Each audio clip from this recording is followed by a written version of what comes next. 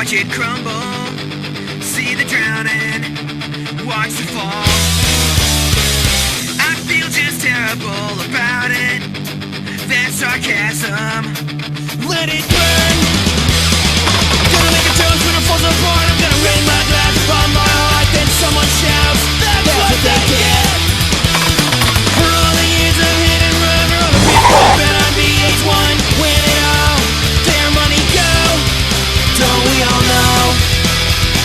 Parasitic music industry, as it destroys itself, we'll show them how it's supposed to be.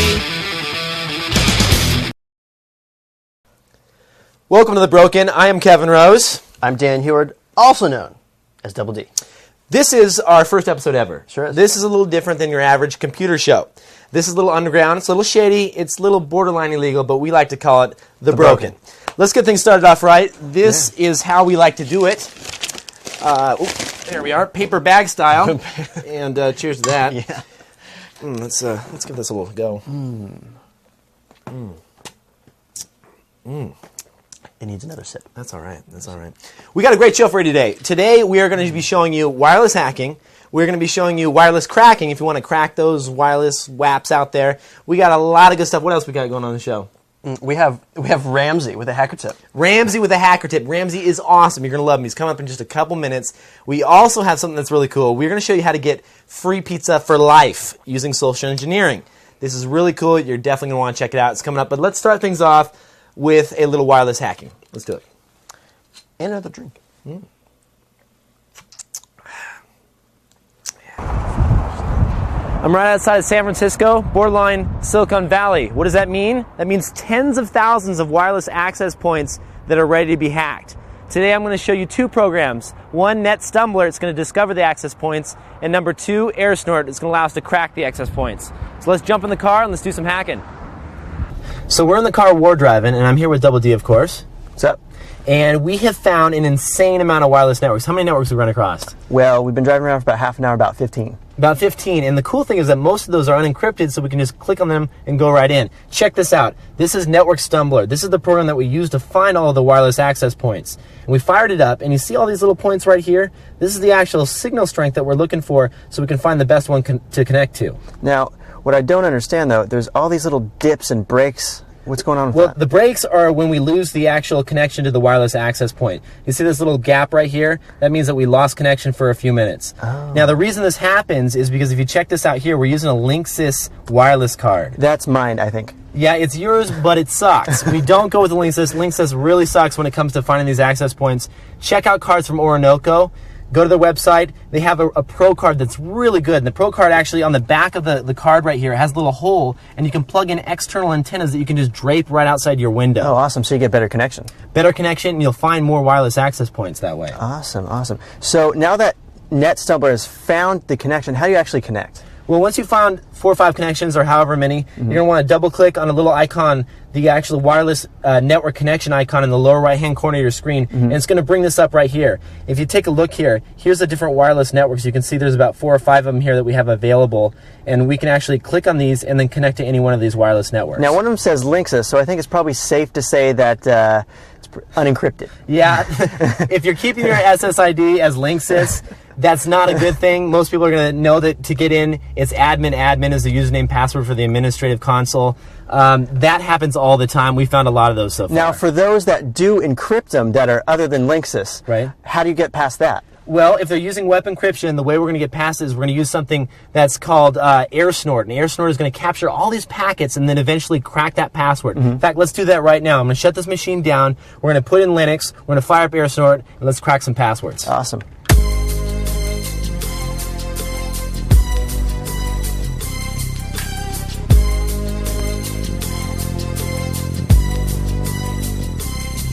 As I walk through the valley of the shadow of death, I take a look at my life and realize there's nothing left. Check it out, Knoppix STD, one of my favorite distros of Linux. I'll tell you why.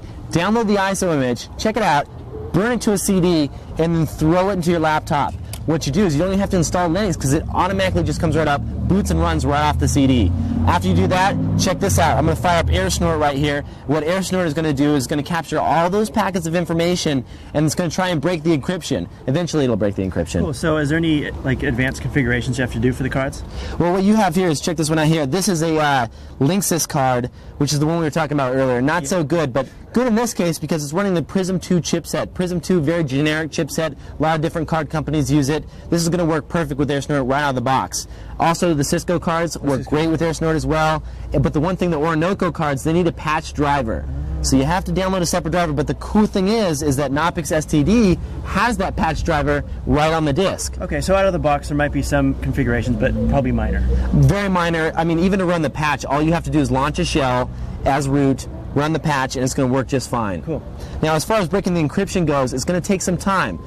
Normally either a couple days or a couple weeks, but what you can do is you can save your session. That's going to save all that information, then come back to it at a later time. So if you're on your lunch hour or something like that, like I do, right, then you can come back and eventually break that encryption and get cracking. That's all there is to it. Okay, so what I don't understand is I was at my buddy's house and we tried for like 2 days to break this web encryption. What happened? Nothing happened? No. Well, what happens is there has to be a certain number of what's called interesting packets that AirSnort captures. Let me give an example. Let's say you're at a business and there's 4 full-time employees surfing the net via wireless. Okay. They're going to generate approximately about 1 million packets a day of information, just standard web packets going across the wire. Mm-hmm. Now, what happens is that during that time, they're going to generate what's called interesting packets or weak keys, as AirSnort calls them. Now, AirSnort has to have about 3,000 weak keys in order to crack the web encryption.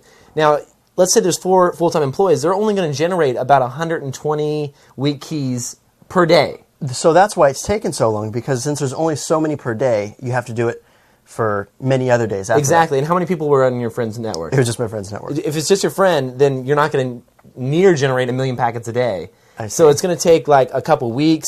So that's why I said in the segment it can either be just a couple of days if you have, like, let's say a business that has 20 or 30 people accessing the wireless network at one point, or it can be a couple of weeks in your friend's case where it's just one person. I see. Okay, cool. What's coming up on the show? Coming up, we have Ramzi. Oh, Ramzi with the hacker tip. This is Ramzi. You're going to see him. He's awesome. Check this out.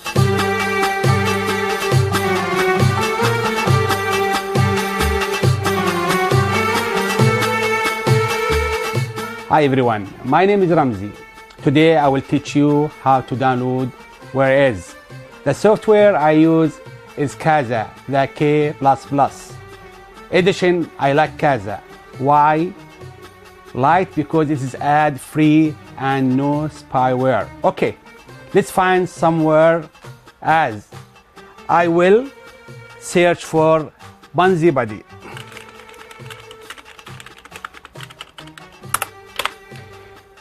See, now I download, it's free, but be careful. Some software costs money. Thanks everyone, I am Ramzi. That is your hacker tip of the day. Peace to the broken crew, you all lead. Have a nice day.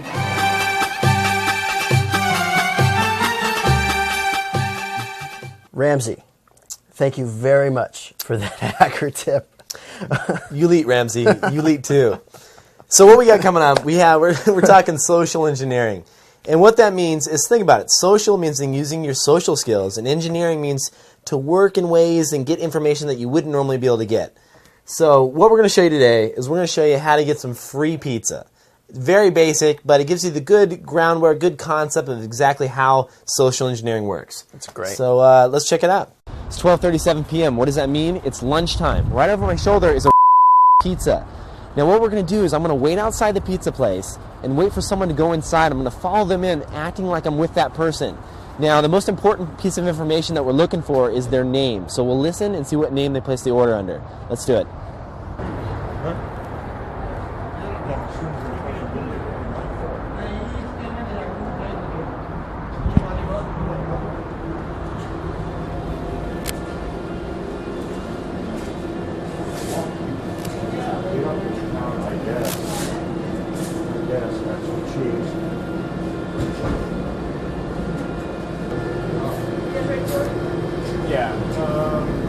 to get a large, thin crust, half a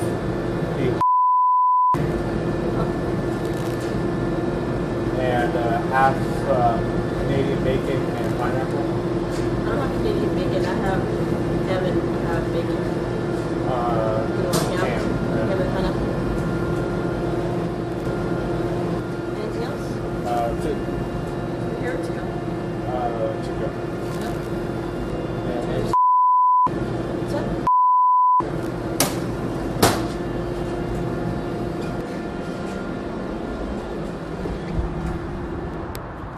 Okay, I got his name, got what he ordered, got his information. Let's go make a phone call. So we're back at the house, phone in hand. Now what we have to do is we have to outsmart our target. And in this case, our target is the manager of the local pizza shop.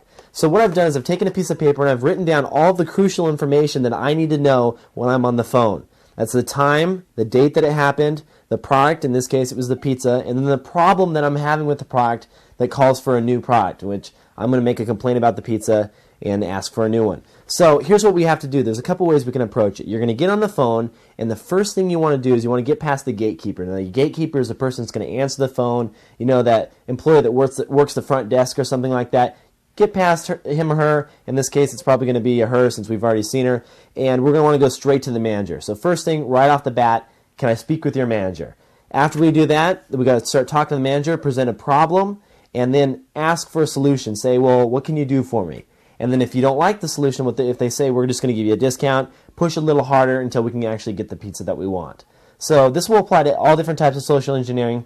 Let's give it a try.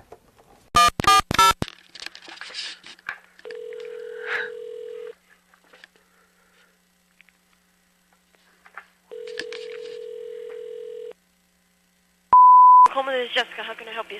Yes, can I please speak with the manager, please? Sure. Thank you.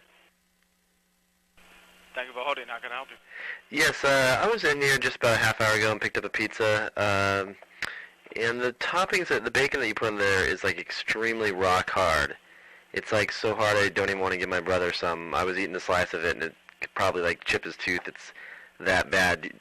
Did you guys, do you know if that's like it was cooked too long or what might cause that? I have no clue.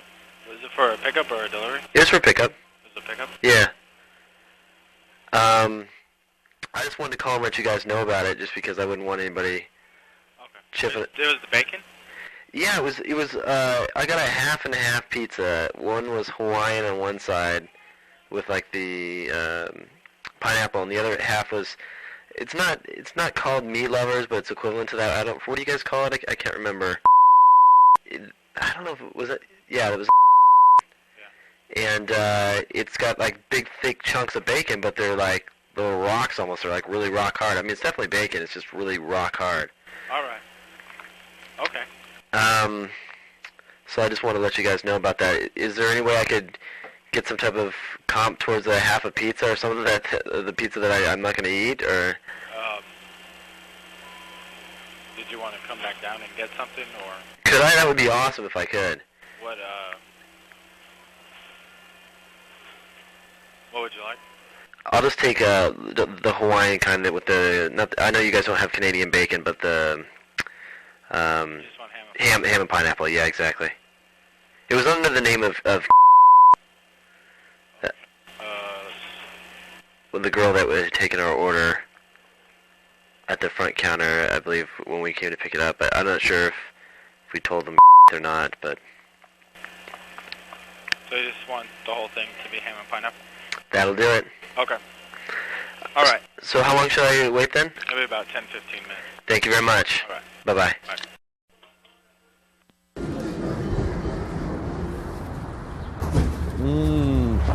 Free pizza.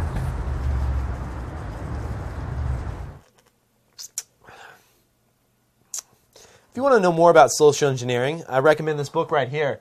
This is The Art of Deception by Kevin Mitnick. It's an awesome book filled with all kinds of good stories and information. He's really the master at this kind of stuff, so definitely check it out. That's it for this first edition, and I'm Kevin Rose. Double D. This is Double D in the house, and we're having a good time. Share this file, spread it with your friends, pirate it, we don't care. Do what you will with it. We're the broken. Till next time.